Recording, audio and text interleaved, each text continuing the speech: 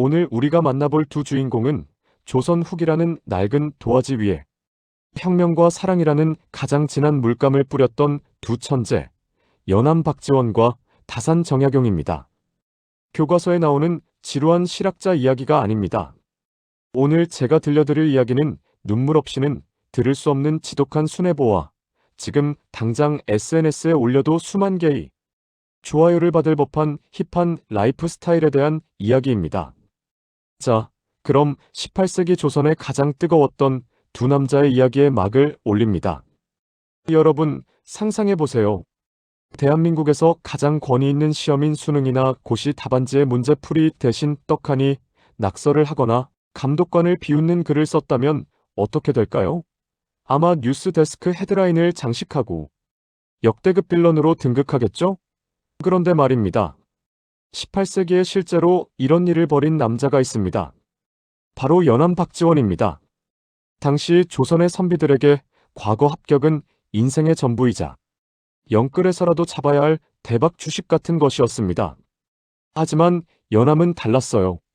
시험장에 들어가서 문제를 보더니 코웃음을 칩니다. 이런 뻔한 질문이라니.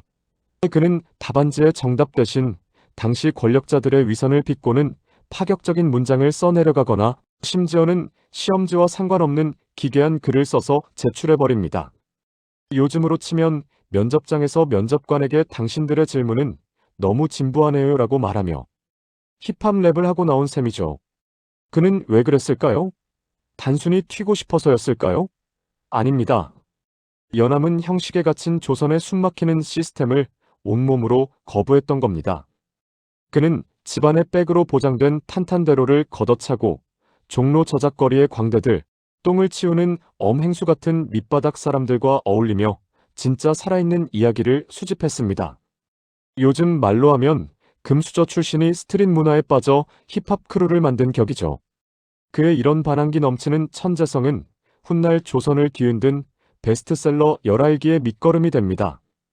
반면 다산 정약용의 인생은 시작부터 화려한 엘리트 코스였습니다. 정조 임금의 총애를 한몸에 받으며 내 사랑 약용하라는 말을 들을 정도로 임금의 원픽이었죠. 하지만 호사다마라고 했던가요? 다산에게는 치명적인 리스크가 하나 있었습니다. 바로 당시로서는 금기 중의 금기였던 서학천주교과의 인연이었습니다. 요즘 연예인이나 정치인들이 과거 SNS 글 하나 때문에 캔슬 컬처를 당해 사회적으로 매장당하듯 다산도 정적들의 집요한 공격을 받습니다. 정약용은 조상도 모르는 천주교장이다 라는 프레임이 씌워진 것이죠. 지금으로 치면 잘나가는 대기업 핵심 인재가 갑자기 간첩 혐의나 심각한 도덕적 결함이 있다는 가짜 뉴스에 휘말린 것과 비슷합니다.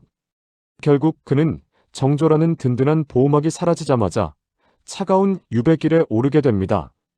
화려한 궁궐 라이프에서 하루아침에 전남 강진의 허름한 주막 골방으로 추락한 것이죠. 여러분, 한번 상상해보세요. 어제까지 대통령의 비서실장급으로 세상을 호령하던 사람이 갑자기 시골 오지의 단칸방에서 밥을 구걸해야 하는 처지가 된다면 그 비참함을 견딜 수 있을까요? 하지만 다산은 그 절망의 끝에서 조선 역사상 가장 위대한 학문의 꽃을 피워냅니다. 위기는 기회라는 말, 다산에게는 단순한 위로가 아니라 처절한 생존 전략이었습니다.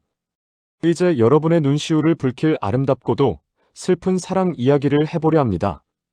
유배지 강진에서 다산이 가장 그리워했던 것은 무엇이었을까요? 권력? 술? 아닙니다. 바로 고향집에서 홀로 아이들을 키우며 자신을 기다리는 아내, 홍씨 부인이었습니다. 유배 생활이 10년을 넘어가던 어느 날 아내 홍씨 부인이 남편에게 낡은 치마 한 폭을 보냅니다. 자신이 시집올 때 입었던 이제는 색이 바래 노랗게 변해버린 분홍빛 치마였죠. 아내는 말하고 싶었을 겁니다. 당신을 향한 나의 마음은 이 빛바랜 치마처럼 여전하지만 우리의 세월은 이렇게 흘러가 버렸네요. 다산은 그 치마를 받아들고 통곡합니다. 그리고 그 귀한 비단 위에 붓을 들어 두 아들에게 보내는 편지를 씁니다. 그것이 바로 보물로 지정된 하피첩입니다. 너희 어머니의 사랑이 담긴 치마에 내 마음을 담는다. 비록 아비는 죄인이 되어 이곳에 있지만 너희는 선비의 기계를 잃지 마라. 이뿐만이 아닙니다.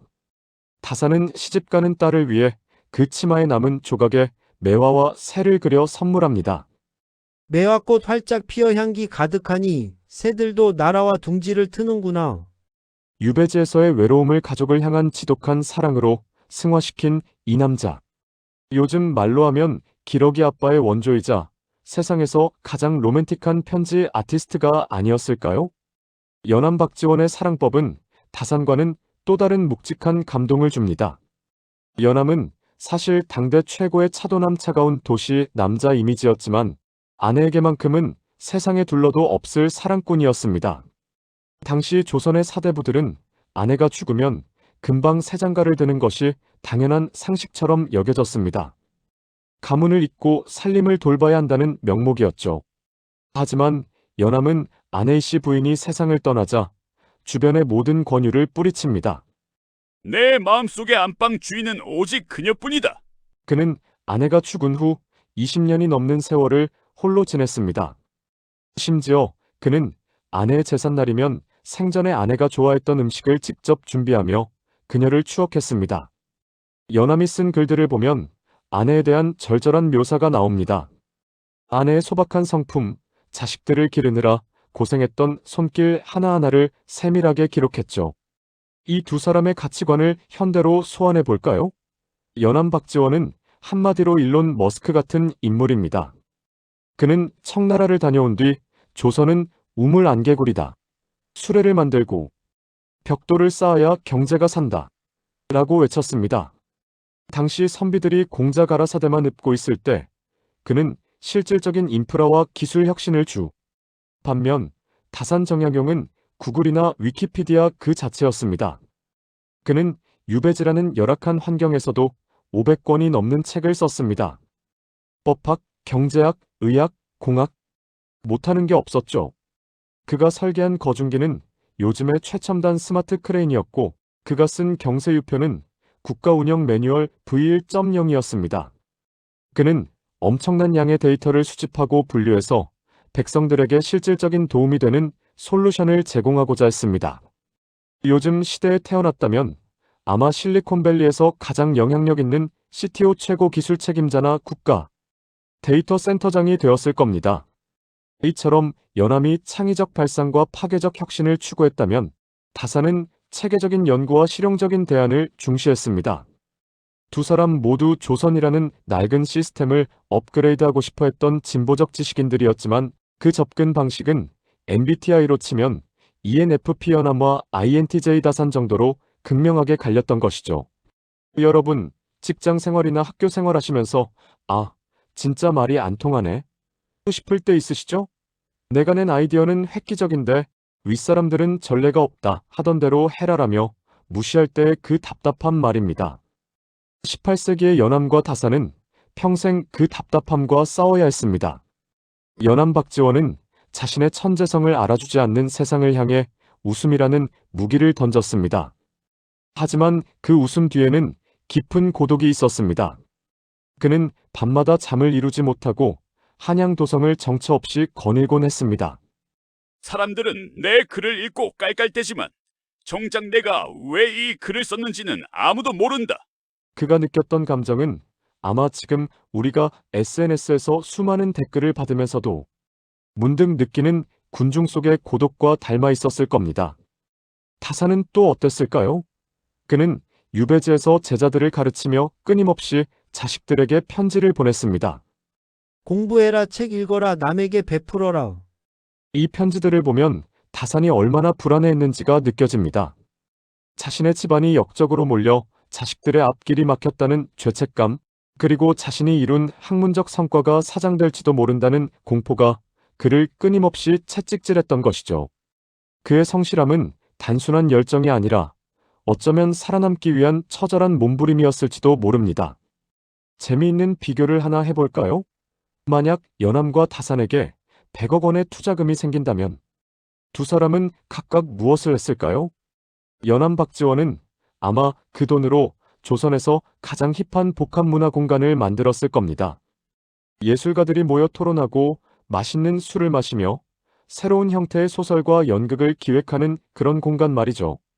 그는 돈 자체에는 큰 관심이 없었지만 그 돈을 써서 사람들의 생각을 깨우는 데는 아낌이 없었을 겁니다. 실제로 그는 아내 현감 시절 백성들을 위해 베풀면서도 자신은 낡은 옷을 입고 지냈던 일화가 유명합니다. 반면 다산 정약용은 그 돈으로 연구재단이나 공공도서관을 설립했을 겁니다. 백성들의 가난을 해결할 농기구를 보급하고 누구나 의학 지식을 얻을 수 있도록 책을 무료로 배포했겠죠. 그는 매우 현실적이고 치밀한 사람이었습니다. 유배지에서도 제자들과 함께 분업 시스템을 만들어 방대한 저술 작업을 마친 것을 보면 그의 경영 마인드는 요즘의 린 스타트업 린 스타트업 방식과 매우 흡사합니다. 연함이 낭만 가득한 예술가형 CEO라면 다산은 철저한 데이터 기반의 사회혁신가였던 셈입니다. 여러분은 어떤 스타일의 리더가 더 끌리시나요? 청취자 여러분, 여기서 놀라운 사실 하나 알려드릴까요? 우리는 연암 박지원과 다산 정약용을 실학의 두 기둥이라 부르며 마치 절친이었을 것처럼 생각하지만 놀랍게도 두 사람이 직접 대면했다는 기록은 어디에도 없습니다. 연암은 1737년생이고 다산은 1762년생입니다. 무려 25살이나 차이가 나는 삼촌과 조카뻘이죠. 두 사람 모두 정조 임금의 총애를 받았고 같은 시대를 살았으며 심지어 정조가 두 사람의 글을 두고 연암의 글은 너무 자유분방해서 문제고 다산의 글은 너무 예리해서 문제다라고 평할 정도로 라이벌 구도였음에도 불구하고 그들은 단 한 번도 마주 앉아 술잔을 기울이지 못했습니다. 왜였을까요? 그것은 당시 조선 지식인 사회의 지독한 파벌 때문이었습니다. 연암은 노론 출신이었고 다산은 남인 출신이었습니다. 지금으로 치면 지지 정당이 완전히 다른 셈이죠. 아무리 생각이 깨어있는 천재들이라도 당파의 벽을 넘는 것은 목숨을 거는 일이었습니다. 하지만 그들은 서로의 글을 통해 소통했습니다. 다산은 연암의 문장을 남몰래 읽으며 감탄했고 연암 역시 다산의 개혁안을 전해 들으며 고개를 끄덕였습니다. 몸은 만나지 못했지만 정신은 시대를 앞서가며 서로를 향해 손을 뻗고 있었던 것이죠. 이것이야말로 진정한 지적 교감이자 평행 세계에서의 우정이 아닐까요? 여러분, 지금으로 치면 구독자 수백만 명을 보유한 유튜버가 해외여행 브이로그를 올렸는데 정부에서 말투가 너무 가볍다며 영상 삭제를 명령하고 반성문을 쓰라고 한다면 어떨까요? 정말 황당하겠죠? 그런데 이게 실제로 연암 박지원에게 일어난 일입니다. 연암이 청나라를 다녀와 쓴 열하일기는 당시 조선의 젊은 지식인들 사이에서 그야말로 미친 존재감이었습니다. 기존의 딱딱한 한문 문체가 아니라 생생한 구어체와 파격적인 유머, 그리고 날카로운 풍자가 가득했거든요. 요즘 말로 하면 킹받는 유머 감각과 팩트 폭격이 난무하는 블로그 포스팅 같은 느낌이었죠. 하지만 보수적인 기득권층과 정조 임금은 이를 좌시하지 않았습니다. 문체가 너무 경박하다 라며 이른바 문체 반정을 일으킵니다. 연암에게 반성문을 쓰라고 압박했죠. 요즘으로 치면 댓글 정화운동이나 방심위의 강력 제재를 받은 셈입니다. 하지만 연암은 굴복하지 않았습니다. 겉으로는 고개를 숙이는 척하면서도 자신의 자유로운 영혼을 글 속에 계속해서 숨겨두었죠. 금지될수록 더 읽고 싶어지는 법. 열하일기는 암암리에 필사되어 조선 전체를 뒤흔든 전설의 베스트셀러가 되었습니다. 이번엔 다산 정약용의 유배지로 가보겠습니다. 전남 강진의 좁고 습한 방, 다산초당. 여러분, 상상해보세요. 에어컨도 없고 와이파이도 안 되는 좁은 방에서 18년 동안 갇혀 지내야 한다면 여러분은 무엇을 하시겠습니까? 아마 대부분은 우울증에 걸리거나 세상을 원망하며 시간을 보냈을 겁니다. 하지만 다산은 달랐습니다. 그는 그 좁은 방을 조선 최고의 R&D 센터로 만들었습니다. 제자들을 모아 분업 시스템을 구축했습니다. 누구는 자료를 찾고 누구는 교정을 보고 누구는 필사를 하는 시기였죠. 요즘의 협업 툴이나 클라우드 워킹 시스템을 이미 200년 전에 실현한 겁니다. 그는 18년 동안 무려 500여 권의 책을 썼습니다. 그중 목민심서는 오늘날로 치면 공무원 행동 강령이자 CEO를 위한 경영 지침서입니다. 백성을 사랑하지 않는 자는 공직에 있을 자격이 없다는 그의 일갈은 수백 년이 지난 지금의 정치인들에게도 유효한 매서운 회초리입니다. 절망적인 상황을 위대한 성취의 발판으로 삼은 다산의 멘탈, 정말 넘사벽 아닌가요? 사실 두 분은 요즘 태어났다면 정말 할 일이 많았을 프로 엔잡러들이었습니다. 연암 박지원은 소설가, 철학자, 농공학자, 심지어는 뛰어난 미식가이기도 했습니다. 그는 글을 쓰다가 배가 고프면 직접 고기를 굽고 술을 빚으며 인생의 풍류를 즐겼습니다. 인생 뭐 있어? 맛있는 거 먹고 좋은 사람과 대화하는 게 최고지. 라는 주의였죠. 요즘 인스타그램에 맛집 투어와 감성 글귀를 올리는 힙한 인플루언서의 모습이 그려지지 않나요?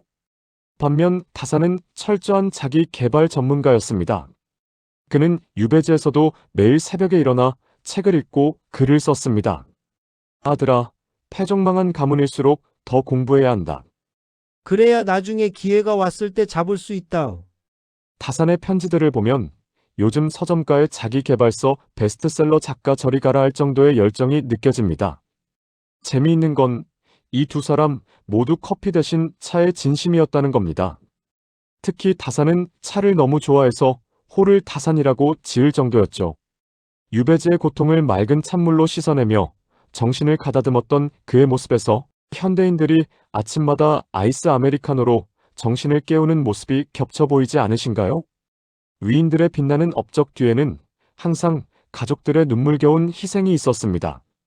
연암 박지원은 아내가 죽은 뒤 홀로 자식들을 키우며 고군분투했습니다. 아들에게 보낸 편지를 보면 너희가 공부를 안 하니 내 속이 타들어 간다는 잔소리가 가득합니다. 조선 최고의 천재 문장가도 자식 교육 앞에서는 어쩔 수 없는 K아빠였던 모양입니다. 다산은 더 가슴 아픈 사연이 많습니다. 유배지에 있는 동안 아이들이 태어나고 죽어가는 소식을 편지로만 들어야 했거든요. 다산은 9자녀 중 6을 먼저 보냈습니다.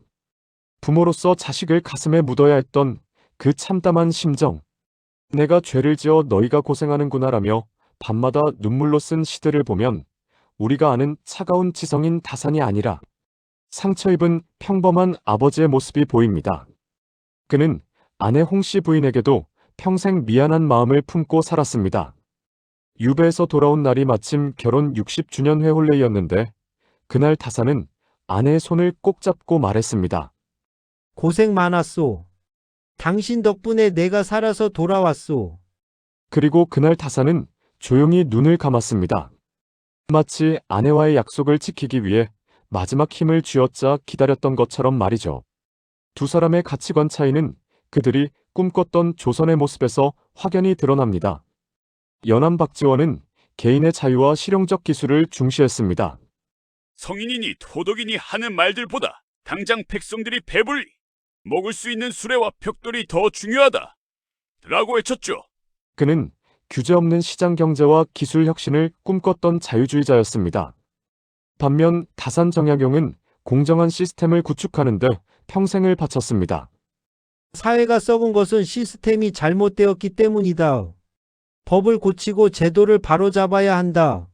그는 국가가 중심이 되어 복지를 실현하고 부조리를 척결해야 한다고 믿었던 제도 개혁가였습니다.